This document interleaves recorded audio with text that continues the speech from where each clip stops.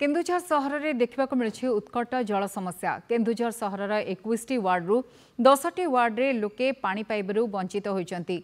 सूचना अनुसार बड़ घागरा जल भंडाररू केन्दुझर सहर को प्रतिदिन 60 लाख लिटर जल 10टी वार्ड को जोगा जाए।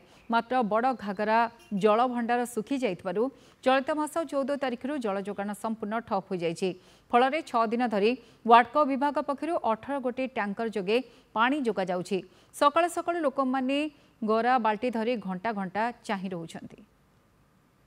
आगे पानी आसुला एबे पानी नाही कारण टैंकर जो आसुची दे दे की जाउची हेले एते लोक तो पानी पाउ नाहंती।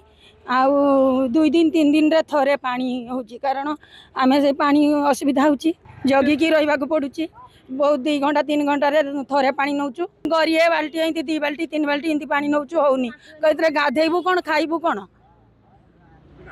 पीवा पई तो होउनी अब रांधीबु कोन। सर एडजस्ट करके चलैछु जति टैंकर आछि मु निजे सर रही कि प्रेजेंट रही कि हम म्युनिसिपालिटी टैंकर भी ताको यूज कराई सेतरे भी हम जति पारछु लोक साहाय्य करछु। दिन तमाम बुली कि सर ताको सागरे पानी हम दवा चेष्टा करछु किंतु सेतिके सफिशिएंट सर हेई परुनी। सर दिन 4टा पर्यंत भी हम लोक एठी अपेक्षा करिया पई पडुची पानी पई समान टैंकर जति पठौछन सेति टैंकर एपट को सफिशिएंट होनी। सर आमे तो जहा जति ताको सागरे कथाबार्ता करिया पर जानिछु जे कांझारी रो कनेक्शन आम पट को दिया जाय नै आउ बडघागरा रे सर पानी नाही जो माछकांदना ये पानी ना सर स्टोरेज रे पानी ना से सर से कहते पानी बहुत असुविधा एपटू दे होनी टैंकर जो से सर व्यवस्था कर बड़ घागरा डैम सुखी जीवार आम डिपार्टमेंट तरफ वाटको तरफ 28 टैंकर द्वारा आम 1 ठारू